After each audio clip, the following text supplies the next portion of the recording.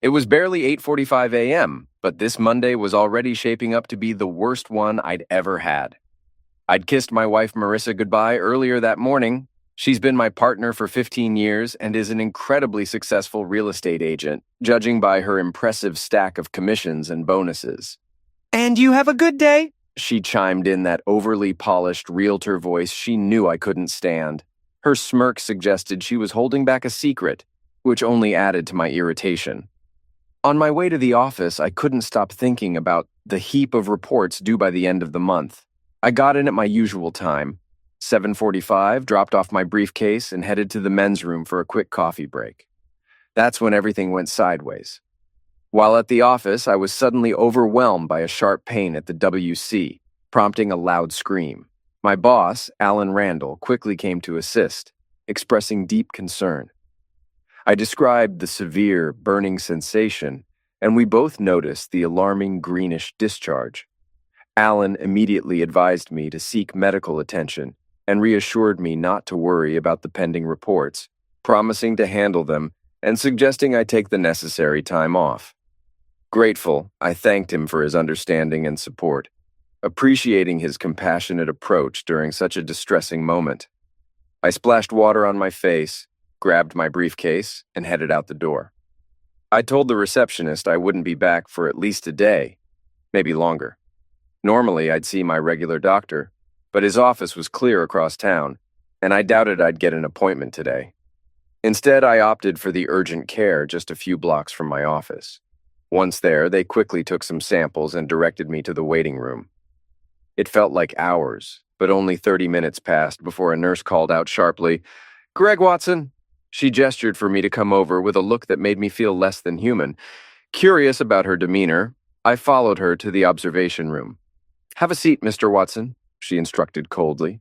I sat down and watched as she took my vitals, blood pressure, temperature, the works, without much conversation. After jotting down the details, she mentioned, "The doctor will see you shortly," and left the room. Not long after, there was a knock on the door. An older man in a white coat entered, holding a folder. "Mr. Watson, I'm Dr. Smith," he introduced himself. Sitting down, he opened the folder and didn't mince words. "Your tests show you have gonorrhea." "Gonorrhea?" I repeated, stunned. "Yes, it's a physically transmitted disease," Dr. Smith said, giving me a look that suggested I should have known better. "I'll prescribe an antibiotic, and you should avoid any sexual activity for at least 7 days after you finish your treatment. If you still have symptoms after that, see your primary doctor." The news hit me like a truck, but Dr. Smith's straightforward manner helped cut through the shock. I nodded, processing the steps I needed to take next.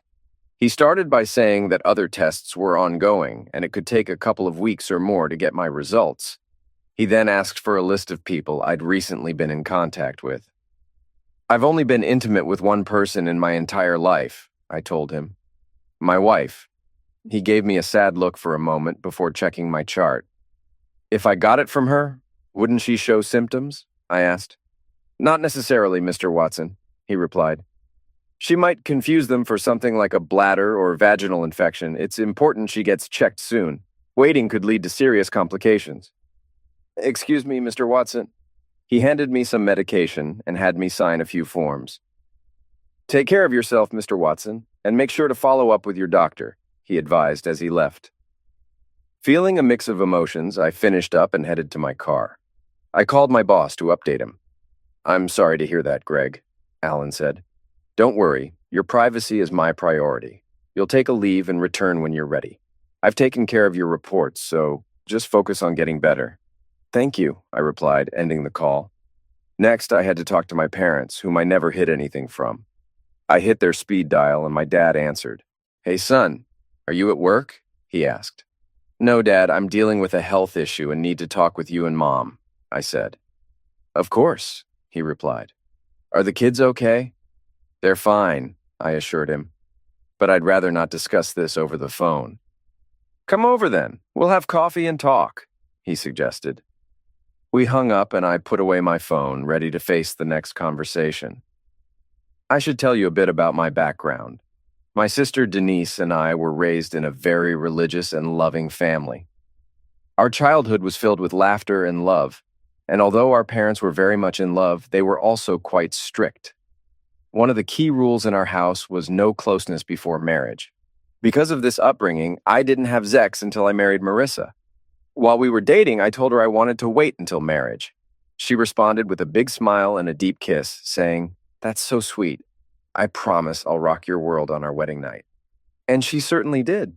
It was an incredible experience, and she was patient and loving as she showed me how to make love in a way that pleased her. Eventually, I began to really enjoy our intimacy, and it seemed she did too. Marissa had been with others before me, but that didn't bother me as long as she was committed to our relationship. Not long after we married, she took a job at a busy real estate office while working towards her license. Our first daughter, Lisa, was born about a year into our marriage, followed by Ginger a year later. Marissa decided to have her tubes tied after Ginger's tough delivery, feeling that 2 children were enough. While I had hoped for a son, I couldn't have been happier with my daughters. Both became the light of my life, quickly turning me into a doting father. When Marissa went back to work after her maternity leave, I often found myself playing the role of Mr. Mom, especially when she worked late or had paperwork to catch up on. As the girls grew, I took them to their various activities, Lisa with her music lessons and Ginger with her sports, particularly when Marissa's work took her away in the evenings. Over time, though, Marissa started to be away even more frequently, attending seminars and company retreats, sometimes over weekends or for an entire week. She always made sure to call us every night, but the increasing distance was hard. On top of everything, she developed an irritating, fake persona that really got under my skin. I brought it up more than once, but she seemed committed to it. Her attitude toward work had shifted too, and I started to wonder if she was spending too much time there. Even our daughters began to notice the changes in their mom. Despite these issues, the thought of her being unfaithful never crossed my mind. She knew my strong stance on infidelity. One day, I arrived at my parents' house and pulled into the driveway. My dad greeted me at the door with a warm hug and a pat on the shoulder. "We just finished the coffee. Come on in, and we'll make some more and talk," he invited. I walked into the dining room and gave my mom a hug before we sat down at the table. She poured us coffee, and I added cream and butter pecan syrup to mine. Dad did the same, and we each took a sip.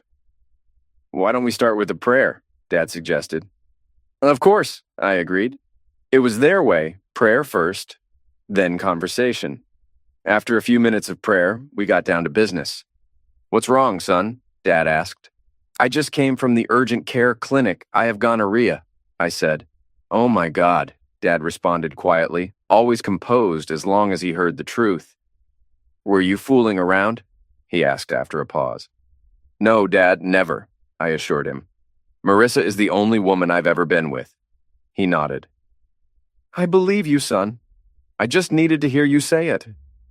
"What are you planning to do?" Mom chimed in. "I don't see any other option but to divorce her," I admitted. "It's going to be tough on the girls." "They're old enough to understand," I added. "I can't just overlook this. Even if she promises it won't happen again, I can't trust her."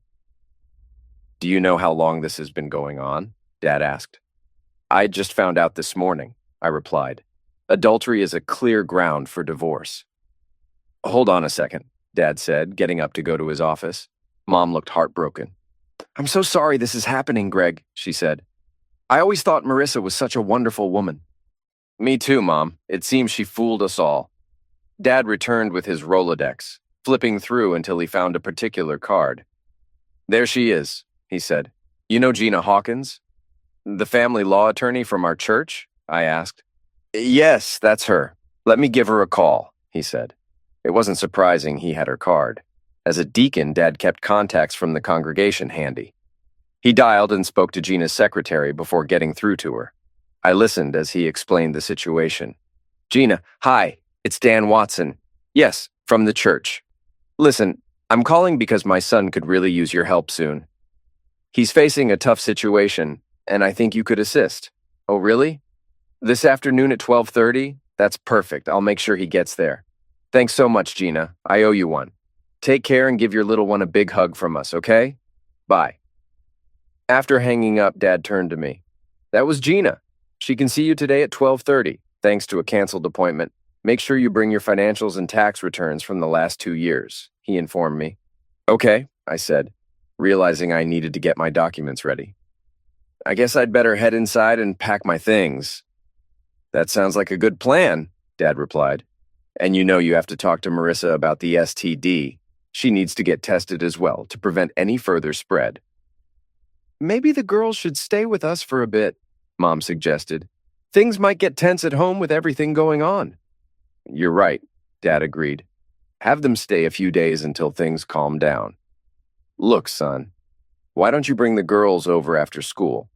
We'll take care of getting them to school on time, he proposed. I will. Thanks, Dad, I said.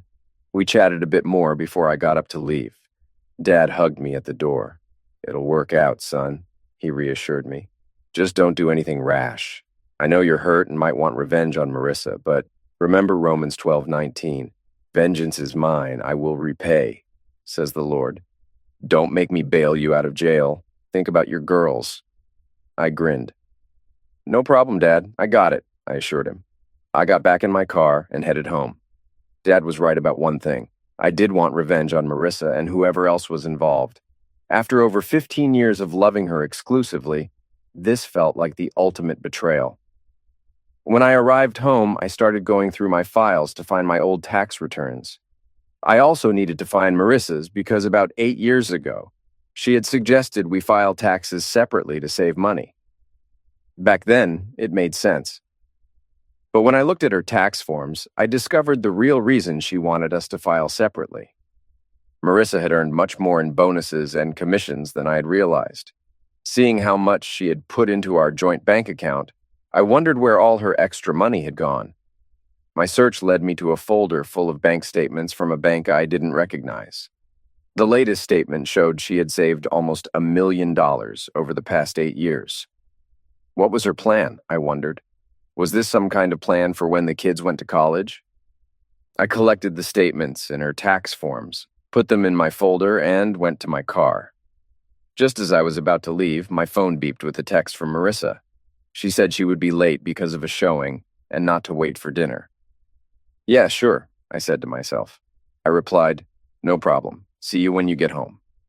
As I sent the message, I couldn't help but wonder if she noticed that I didn't say, I love you, like I usually do. I arrived at Gina Hawkins's office building, parked the car, and headed to her suite. As I walked in, I was greeted by an attractive blonde receptionist. I'm here to see Gina Hawkins, I told her. I have an appointment for 12:30. After a quick check on her computer, she smiled and led me to Gina's office. Gina stood to greet me, shaking my hand warmly. It's good to see you, Greg, she said, smiling. Would you like some coffee? That would be great, thanks, I replied. Gina turned to the receptionist. Could you bring 2 cups of coffee, please? And maybe some butter and nuts? Sure, the receptionist replied before leaving the room. She returned shortly with 2 cups and some butter portions. Gina motioned for me to sit, and I took a seat across from her. I was surprised to get a call from your father this morning, Gina began. So you're facing a problem that needs legal attention? Yeah, it looks like Marissa's been unfaithful, I said. I'm sorry to hear that, Gina responded, her expression sympathetic. I always thought you two were solid. So did I, but I guess I was wrong, I said. Can you tell me about my options?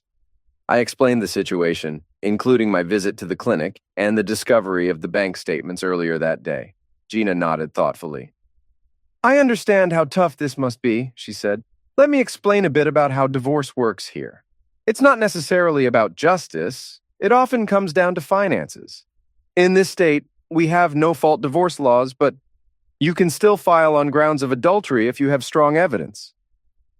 What about the STD she gave me? I asked. Gina nodded. That's a strong point, she acknowledged. But her lawyer might claim you caught it from someone else. We know that's not true, but we need to convince a judge. Regarding the money she set aside, she could argue it was meant as a surprise for retirement. You don't really believe that, do you? I questioned. No, it seems more like an exit strategy, Gina replied. She's probably waiting for an opportune time, maybe after your daughters finish school, to leave without complications. Proving that in court, though, will be difficult. So I'm just out of luck? I pressed. Not necessarily, Gina reassured me. I can hire a private detective to investigate. It's pricey, but it could provide the solid evidence we need in court. Would you like to proceed with that? Yes, let's go ahead, I decided. Great, Gina responded. I'll need all the details you can provide. Her car's make and model, license plate number, places she frequents. I pulled out my phone. Actually, I installed a phone tracker app when she lost her phone a few months back. Oh, let me check if it's still active. I opened the app and located her phone at a house on the north side of town. I showed Gina the address. Perfect, she said, jotting it down. I'll get in touch with my investigator right now. She made the call, giving the investigator all the details we had. After hanging up, she looked at me with a determined expression. We'll handle this as discreetly as possible, she assured me. Okay, we're all set. If there's something going on, we'll find out soon enough. Now let's focus on your situation. You have 2 teenage daughters, Lisa and Ginger, ages 14 and 13, correct? Gina asked. Yes, that's right. They're not quite old enough to choose which parent they want to live with, but it's getting close. I want to seek custody, I confirmed. Understood, Gina nodded. You should know that courts typically favor the mother for primary custody. However, we can certainly make a case for you, especially given the circumstances. Who's been the main caretaker? Marissa often goes out in the evenings, so I've been the one at home, I explained. Got it. And just to clarify, are you certain the girls are biologically yours? She inquired cautiously. I believe so, yes. At this point, does it matter? My name is on their birth certificates, and I've raised them since they were babies, I replied a bit defensively. I understand, Gina reassured me. But it might be good to know for sure. I can refer you to a lab for a paternity test if you'd like. Okay, I'll think about that, I said. What about the house situation? We don't have a mortgage. The house was my grandparents', and now it's in a family trust under my parents' names. They let us live there, I explained. Good. That simplifies things a bit. No mortgage issues to deal with, she noted. There will still be personal property and possibly other assets to consider dividing. I'll prepare a list of what you need to address. Is there anything else I need to do right now? I asked. Not at this moment, she replied. I'll start drafting the paperwork, but let's wait to see what the private investigator finds before we proceed too far. However, go ahead and complete the checklist I give you. Do you think I should confront her about this personally? I wondered aloud. It might be wise to at least inform her that she needs to get tested for STDs to prevent any further spread. It's important for both your sakes, Gina advised. That makes sense, I agreed. After finalizing the paperwork, Gina handed me a checklist and a card with the lab's contact information. Anything else I should know? I asked. That's all for now, she replied. Go ahead and handle these tasks. We'll inform you if we receive any updates from the investigator. For any questions about the fees, please speak to my secretary. And Greg? Yes? Don't do anything rash. We'll get through this together. It won't be easy, but things will improve. I understand, I said, appreciating her support. Thanks for everything. You're welcome, she responded. We'll keep in touch. With that, I left her office, wrote a check for her services, and drove to the lab. After picking up the test kit, I stopped by the bank to verify some of the details Gina had mentioned. Then I headed home. This might have been a moment for some to drown their sorrows in alcohol, reflecting on the misery of their situation. But that's not me. I've never been one to drink. Another one of those rules I grew up with. My parents didn't drink, and neither did I.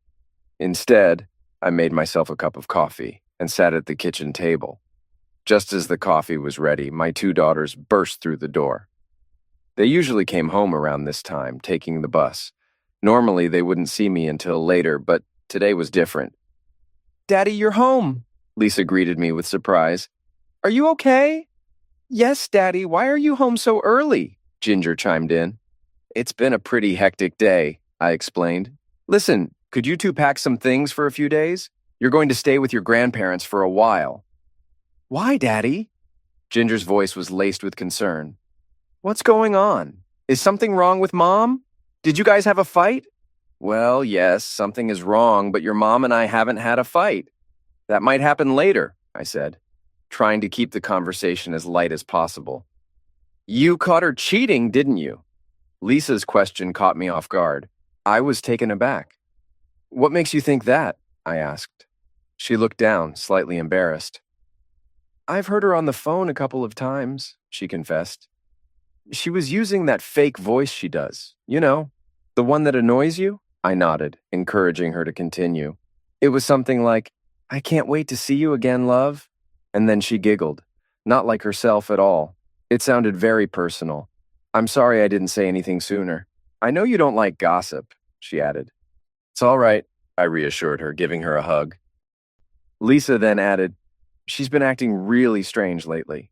It's like she doesn't really want to talk to us much anymore. Do you feel that way too, Ginger?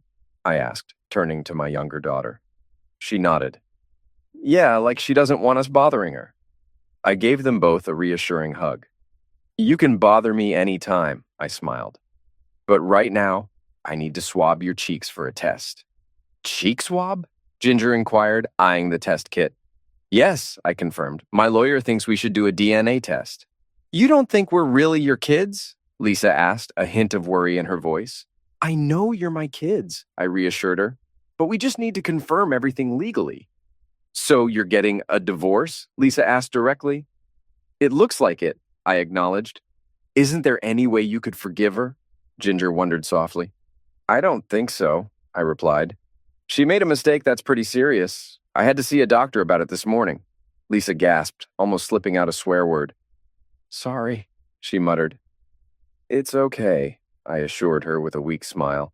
I've felt like swearing today too. Now let's get these samples done. I swabbed the inside of Lisa's cheek gently, then did the same for Ginger.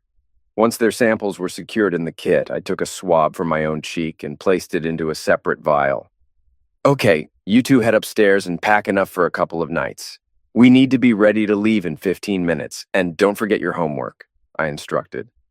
As the girls went to their rooms to gather their things, I organized the DNA test kit.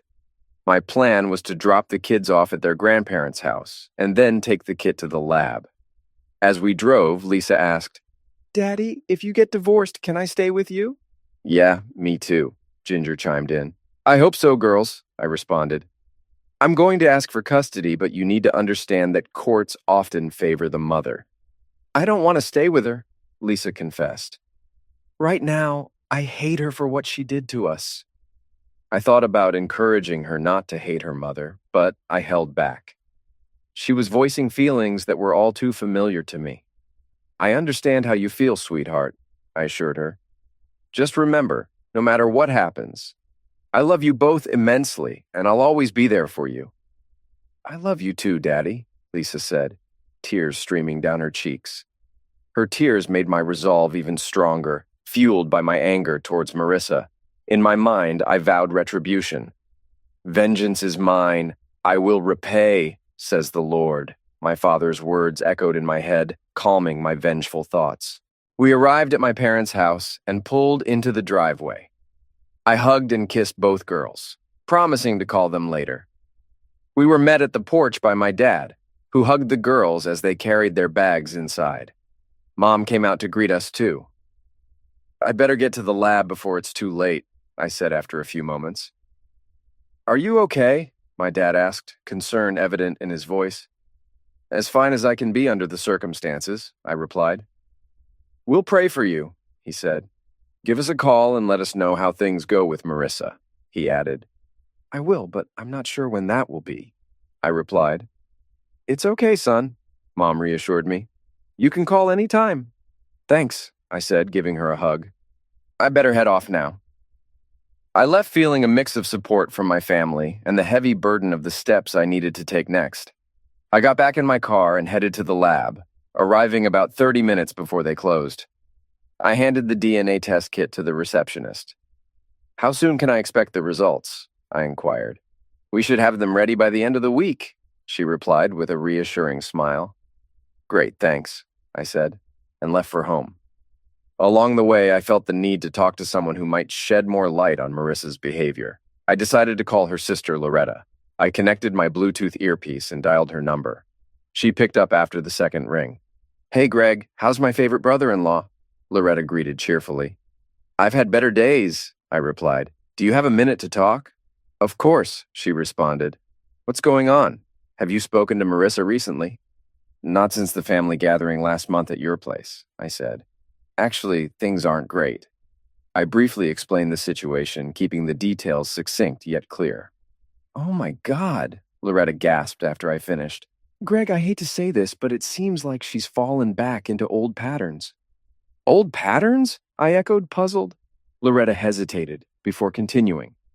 Marissa was quite wild in her younger days. She went through relationships rapidly, almost as fast as changing clothes.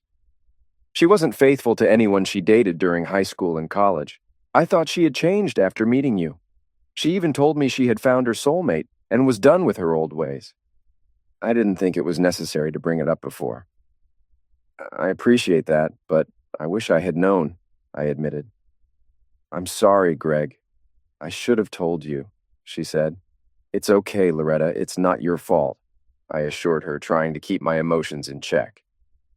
Listen, I understand you're planning to have her move out. I'm calling to see if she could possibly stay with you for a while, I said, getting to the point. Actually, yes, I added, if that's okay with you. I heard Loretta sigh on the other end of the phone. She might stay here for a bit until she sorts herself out, she said. Frank won't be thrilled, though. I don't want to cause any trouble for you guys, I responded, concerned. It's okay, he'll manage, just as long as it's not for too long, she reassured me. Thanks, I appreciate it. I'm not sure when she'll be home tonight, but I'll give you a call when she's on her way to you, I said. Thank you, Loretta replied. How did the girls handle everything? They're upset, but they're handling it better than I expected, I answered. You've raised strong young women, Greg. Stay strong for them, she encouraged. I'm trying, I said. I need to go make dinner now. We'll talk later, okay? I will, I promised. Then we ended the call. Back home, I warmed up some leftover meatloaf for dinner. Just as I finished eating, the phone rang again. It was Gina, my lawyer. I glanced at the clock. It was just past 6:30 p.m. Hey, I greeted her. Working late tonight? I asked. For you, yes, Gina replied. I've received some preliminary findings from the private investigator. It appears Marissa has been quite active. She's met with 3 men since this afternoon. I was stunned. 3 men in one day? How does she even find the time? Yes, Gina confirmed. I'm sending over the details now. Photos, videos, and a summary of the report. I'd advise against watching the video, but you should definitely listen to the last few minutes of the audio. It's quite revealing. So, do you think you have enough to proceed with the divorce? Absolutely, I affirmed. Good. Listen to that audio, and then call me, she instructed. Will do? Thanks, Gina, I said, hanging up, feeling a mix of anger and relief that I was finally moving forward. I booted up my laptop and accessed my email. I found the video Gina mentioned and fast-forwarded to the specific part she had highlighted. Although I had no interest in watching Marissa in such a compromising situation, I was compelled to understand the context of their conversation. I see you're married, the man remarked, noting her rings. For the moment, Marissa replied casually. I noticed you're married too, she observed, glancing at his ring. Yes, my wife and I have an open relationship, he explained. And you? It's not open in that sense, but I take my freedoms as they come, she stated. So, your husband doesn't know? He probed. No, he doesn't, she confessed. He has no idea what kind of person he's married to. Listening, I thought bitterly. Now I'm realizing the truth. What's the matter? Isn't he good to you at home? The man asked, digging deeper. He had better be. I taught him everything he knows, she boasted. You taught him? The man seemed surprised. Was he inexperienced when you married? Believe it or not, he was a 23-year-old virgin, she divulged. He's quite religious, doesn't smoke, drink, or even curse. He'd probably have a fit if I swore around him. He didn't even know how to make love until we were married. Damn, the man reacted. Sounds like you think he's a loser. So why stay with him? Is there love? In some way, I suppose. He's a good father, looks after our girls well, and doesn't complain when I come home late. But beyond that, He's dull, she admitted. Are the girls even his? He asked curiously. She shrugged nonchalantly. Honestly, I don't know. Maybe. Doesn't matter much to me. He believes they're his, and that's what counts, she claimed. How long have you been fooling around? He inquired. I don't mind saying, she replied breezily. I've been having my fun throughout our marriage, and he's still clueless. He has no idea? Hasn't been with anyone else, so how would he know any different? He said. That's it, she confirmed. Hearing her dismiss our life and our family so flippantly devastated me. The depth of her deceit was far worse than I had imagined. At that time, I had to hold back throwing up. It made me feel sick to think that she'd been treating me like this throughout our entire marriage. Do you plan to stick with him? Yeah, for now. At least until the girls finish high school and head to college, she said. That's in about 4 or 5 years. I'll have everything ready to leave by then. Why wait? Yeah, because usually the courts give custody to the mom, and the last thing I want is to end up with 2 teenage girls on my hands, she says. What are you going to do after this? I wanted to party. Maybe hang out with a few people at once. Maybe go on a cruise or retire to Costa Rica or something. I'm not sure, she said. Oh, I've got a couple of guys. Can you sneak away for the weekend? He asked. Sure, she said. I can tell Greg I have a mandatory weekend seminar or something. He'll believe anything I say. Let me know when you can leave and we'll arrange it. You have my number. I will, she said, smiling. He checked his watch. It's getting late and I need to go. I can't wait to see you again, honey. I'm excited too, she said. He left, and Marissa sat on the bed with a big grin. Oh, Greg, she said to the empty room. You have no idea what's coming. After watching the video, I sat there stunned, wiping away tears. The depth of Marissa's betrayal hit me harder than I'd anticipated. With a heavy sigh, I dialed Gina. I just finished watching the video, I told her. You were right, it was enlightening. Gina's response was prompt. What's your next move? Burn it to the ground, I replied, my voice steady. Consider it done, she affirmed. And what about the men she was with? Is there anything we can do about them? I inquired, though part of me dreaded the answer. Unfortunately, no, Gina explained. Alienation of affection lawsuits aren't recognized in this state anymore. I paused, a bitter chuckle escaping me. Don't worry, their own circumstances will catch up with them soon enough. Echoing my father's earlier words, I murmured, Vengeance is mine. I will repay. Gina chuckled softly. Well, I need to get going, she said. I'll start preparing the divorce papers and get everything in order.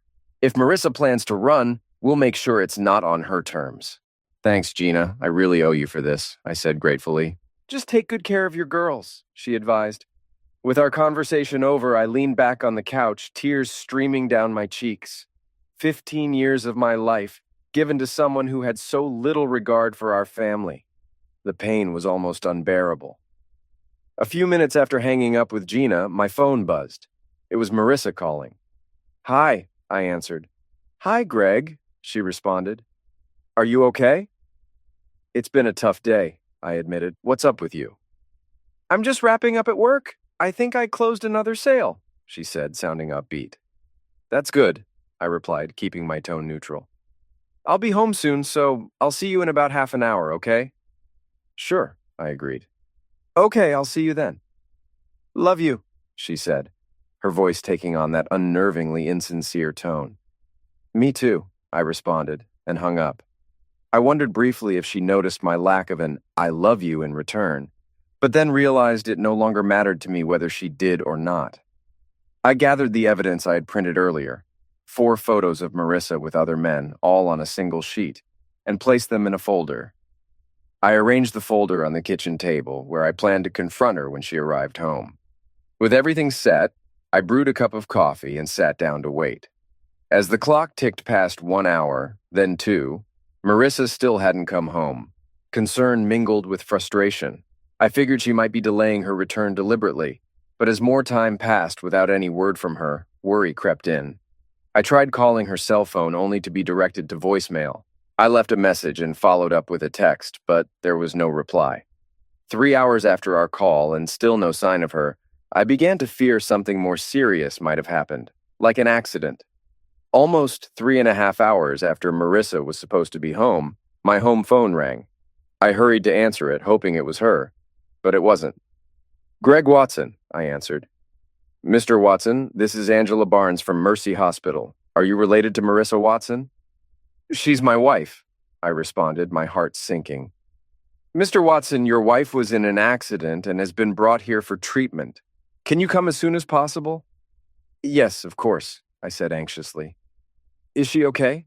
What happened?" "I'm sorry, sir. I can't provide any details," Angela replied. "Her doctor will speak with you when you arrive. Please come to the courtesy desk and they will direct you from there." "Thank you," I said, trying to keep my composure. After hanging up, I stuffed the envelope with the pictures into my jacket pocket. I considered calling Dad or Loretta for support, but decided to wait until I knew more. I drove to the hospital with a heavy heart, parked quickly, and hurried inside. At the courtesy desk, I introduced myself. "I'm Greg Watson, here to see Marissa Watson," I told the middle-aged woman behind the counter. She looked up Marissa's information and then nodded to another staff member. "Would you please take Mr. Watson to the ICU?" she instructed.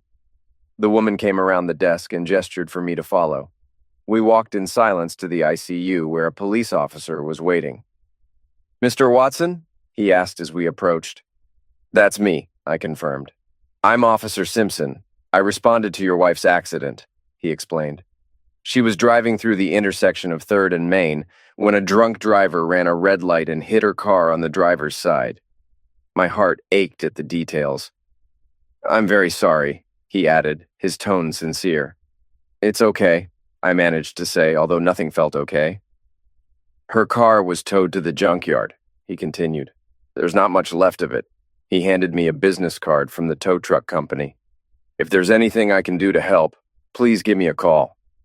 "Thank you, officer," I said, accepting the card. My mind raced with worry as I prepared to see Marissa, unsure of what awaited me. When the officer left, a man in a white medical coat approached me. "Greg Watson," he inquired. "Yes," I replied. "I'm Dr. Blake, the doctor overseeing your wife's treatment. Can we talk for a moment?"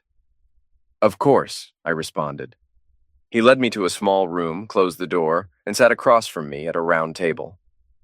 "How is my wife?" I asked immediately. "She has multiple broken bones and several internal injuries.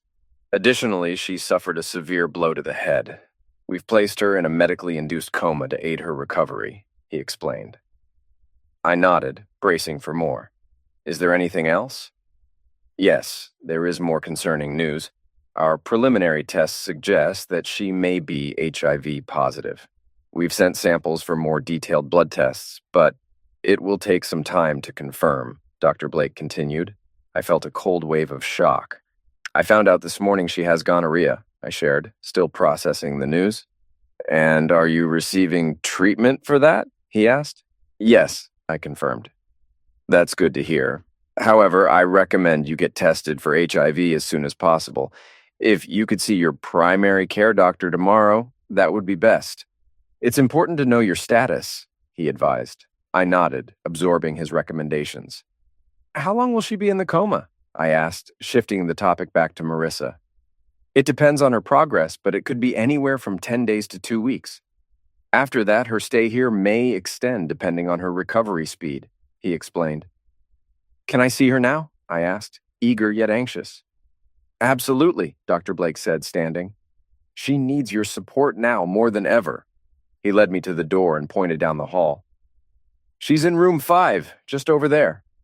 "Thank you, doctor," I said, shaking his hand before walking to Marissa's room, my mind racing with everything I had just learned. I walked into Marissa's hospital room and the sight of her struck me hard. She was swathed in bandages, with one leg encased in a cast that extended to her hip. Her face was bruised and swollen, stitched cuts marring her skin. She looked as though she had barely survived a brutal battle. Silently, I said a prayer for her, then took off my wedding ring. I pulled out the envelope containing the photos, wrote her name on it, and placed my ring inside before sealing it. Turning to the nurse who was attentively monitoring Marissa, I held out the envelope. Could you make sure she gets this when she wakes up? I asked. Of course, the nurse replied warmly. You can place it on that tray over there, she suggested, pointing to a nearby wheeled tray. Thank you, I said, setting the envelope on the tray to ensure Marissa would see it upon awakening. I lingered for a moment, looking down at Marissa. Despite everything, it pained me to see her in such a state. Noticing she was still wearing her wedding rings, I gently removed them and pocketed them. Goodbye, Marissa, I whispered. I'll see you later. With a nod to the nurse, who offered me a sympathetic smile, I left the room. Driving home, I called Loretta to update her on the situation. She was stunned by the news, especially the complications with Marissa's health. Greg, you know Frank won't be comfortable with her staying here if she's HIV positive, Loretta stated. He's worried about the kids, and I can't argue with him on that. Her parents had moved to Florida in retirement, eliminating another potential support option. Then it seems I'll need to find her an apartment, I concluded. I think that's wise, Loretta agreed. I'm sorry, Greg, but I have to prioritize my family. She's made her choices. I can help move her belongings, but after that, I need to step back. I understand, I reassured her. You're doing what you need to do. It's late, and I need to get some sleep, but please keep me posted, she said. I will, I promised. Thanks for everything, Loretta. Hanging up, I felt the weight of the day settling over me as I drove the rest of the way home in silence. It was close to midnight when I finally reached home. Exhausted from the day's events, I quickly undressed and fell into bed, asleep almost the moment my head hit the pillow. The next morning, I woke up feeling the weight of everything that had happened. I called my doctor's office and was surprised to find they could fit me in for an appointment later that morning. After securing my appointment, I called my parents to update them on Marissa's situation. They were understandably shocked, particularly about the possibility of her being HIV positive. They offered to bring the girls to the hospital if they wished to visit her. I also shared with them the troubling evidence I had gathered about Marissa. Dad asked me to send the details to his email, which I did immediately. It's really bad, I admitted over the phone. It's all right, son, he reassured me. We'll handle this together. Once I had sent the email, I called Gina to inform her of the latest developments. She was also taken aback, but mentioned that this would allow her to finalize the divorce papers more promptly. I then contacted Marissa's office to inform her colleagues of her accident. They expressed their condolences and promised to visit her. The following 2 weeks were a blur of activity. I found a suitable 2-bedroom ground-floor apartment with an attached garage and secured it by paying the deposit and 2 months' rent up front, using funds from Marissa's half of our joint accounts. When the girls and Loretta arrived, we packed up all of Marissa's belongings, including our wedding album, and moved them to her new place. During this hectic time, I also received the results from the DNA lab confirming that both girls were indeed mine. This was a small, yet significant relief amidst the chaos. I met with the insurance adjuster to inspect the wreck of Marissa's car. Both of us were astounded she had survived the crash given the state of the vehicle. Since the car and insurance policy were in her name, the insurance company would issue her a check directly.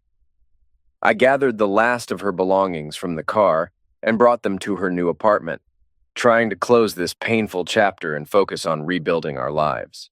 A week after the accident, during a phone call, my mom asked, "Did you stop by Marissa's?" "No, I haven't," I replied, meaning since that initial visit. "Why?" she inquired. "I was just wondering," she continued, a tone of concern in her voice. "She's made it clear she doesn't care about us and wants to escape everything," I explained. "I'm giving her what she wants, just not how she planned it." 2 weeks later, I visited my doctor. Thankfully, I was clear of the gonorrhea Marissa had passed on, but we were still waiting to see if there was anything more serious. Physically, I was nearly healed, but emotionally, I was far from recovery.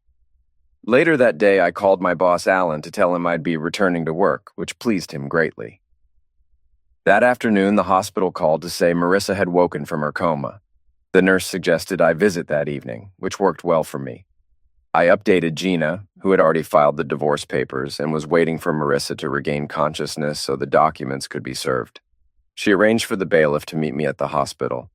Next, I called Loretta to see if she would join me at the hospital. I then spoke to my daughters. "Your mom's awake," I told them. Their response was lukewarm. Both shrugged off the news. "I'm going to see her this afternoon. Would you like to come?" "No thanks, Dad," Lisa replied firmly. "I'm too mad at her right now." "Me too," added Ginger. "And I've got a lot of homework." "All right," I said. "I'll drop you off at your grandparents' then." By 4:30, I was driving them to my parents' house. I told them Marissa was awake and that I would be meeting Loretta and the bailiff there. "Let us know how it goes, son," Dad said as I left the girls with them. "I will," I assured him. "I'll come back for the girls afterward." "Good. Then you can have some of Mom's lasagna when you get back," he said, offering a comforting smile. Mom's lasagna had a way of making any day better. "Sounds perfect," I said, feeling a slight lift in my spirits as I headed to the hospital. He handed her the documents. "You are being served with divorce papers," he stated formally. Marissa took the papers, her hands trembling slightly. There was a long pause as she scanned the top page, her face draining of color. "I see," she finally murmured, setting the documents beside her on the hospital bed. I turned to Loretta, who had remained silent, her expression somber. "Loretta, thanks for being here," I said. "Of course," she replied softly, her eyes not leaving Marissa. Turning back to Marissa, I felt a mix of relief and sorrow. "We needed to resolve this," I told her, "for everyone's sake." Marissa nodded, her eyes downcast. "I understand," she said, her voice barely above a whisper. "I never wanted it to come to this." "I know," I said, although I wasn't sure if that was entirely true. "But here we are." The room was heavy with unspoken words and tension. I decided it was time to leave. "I'll let you rest," I said. Marissa didn't look up. "Thank you, Greg. And I am sorry," she added, her voice cracking slightly. I nodded, not trusting myself to speak further. Loretta and I exited the room, leaving Marissa with her thoughts and the reality of the papers she now held. Outside, Loretta squeezed my arm. "Are you okay?" she asked. "I will be," I answered, managing a small smile. "Thanks for coming. It meant a lot." She hugged me briefly. "Call me if you need anything," she said. "I will," I promised. As I drove away from the hospital, the weight of the past weeks seemed to lift slightly. The future was uncertain, but at least now there was a path to begin moving forward. The process server handed Marissa the envelope and snapped a picture. "You've been served," he declared briskly before exiting the room. "You couldn't even wait until I was out of the hospital?" Marissa asked, her voice tinged with disbelief. "No," I replied firmly. "You were the one who wanted to run away. I'm just accelerating your timetable by a few years." Her eyes searched mine for any sign of the man she once knew. "Do the girls know?" she asked, her tone shifting. "Yes, they do," I confirmed. "And they're not too fond of you right now, which is why they aren't here. And you don't need to worry about being burdened with them. I'm seeking full custody, though I'm willing to grant liberal visitation rights if they decide they want to see you. But as of now, they don't." Her expression faltered, clearly not expecting such decisiveness on my part. "And I suppose you hate me too?" she ventured. "Hate is a strong word," I countered calmly. "Let's just say my opinion of you has significantly diminished." She nodded slowly, absorbing the weight of my words. "Do you think you'll ever forgive me?" she asked, a hint of desperation in her voice. "Maybe someday," I said, "when I can look at our girls and not see the hurt you've caused. And just so you know, I had their DNA tested. They're mine." Her eyes widened slightly, surprised by my proactive approach. "That won't change anything, Greg," she murmured almost to herself. "I see," I continued, shifting the topic. "When you're discharged, you won't be coming home. I've rented an apartment for you. Loretta will help you move in." Marissa turned to look at her sister, who had remained silent until now. "All your belongings are already there, and the utilities are set up in your name," I explained further, pulling out another envelope. "Here's your half of our joint savings, minus the deposit and 2 months' rent for the apartment. Since your car was totaled, You'll also be receiving an insurance payout. She took the envelope from my hand, her touch hesitant. The room filled with a thick silence that seemed to stretch between us, laden with the finality of our fractured lives. She took the envelope and nodded her head. By the way, I know about the escape fund you set up. My attorney has frozen that account. If you sign the divorce papers, she'll release the funds, I said. Minus my half, of course, Marissa added, her expression a mixture of shock and resignation. I'll fight you for it, she declared defiantly. I don't think that would be wise, I countered. Unless you want all the evidence I've gathered to go public, it's quite damning. Her defiance seemed to deflate at my words. Have your lawyer review the papers. I believe you'll find the terms are as fair as they can be under the circumstances. Marissa turned to Loretta, seeking support, but found none. You should have listened, Loretta said coldly. You lied to everyone, Greg, your kids, and me. I agreed to help you move into your apartment when you're discharged, but after that, I'm done. You need to sort yourself out. Marissa started to sob. I'm so sorry, she cried, looking for some sign of sympathy from her sister. That and a few bucks will get you a coffee, Loretta snapped back. I won't let you near my family again until you make things right, starting with a genuine apology to your husband and daughters. Through her tears, Marissa looked at me. Greg, I'm so sorry. I know it doesn't mean much now, but I do love you. You're right, it doesn't mean much, I replied coldly. Sign the papers, Marissa. She nodded, overwhelmed and silent. Goodbye, Marissa. As I turned to leave, she called out, Greg, can I call the girls, please? You can call them, I said, pausing at the door, but it's up to them if they want to talk to you. I understand, she murmured. Thank you for that, at least. You're welcome, I said without turning back. I left the room, aware of the disapproving glances from the nursing staff. They might not have approved of the timing, but this was not their decision to judge. Driving away from the hospital, I headed to my parents' house. There, surrounded by family, I tried to find some solace in a hearty serving of my mom's lasagna, letting the familiar comfort of home soothe the sting of a painful day. The divorce process concluded smoothly.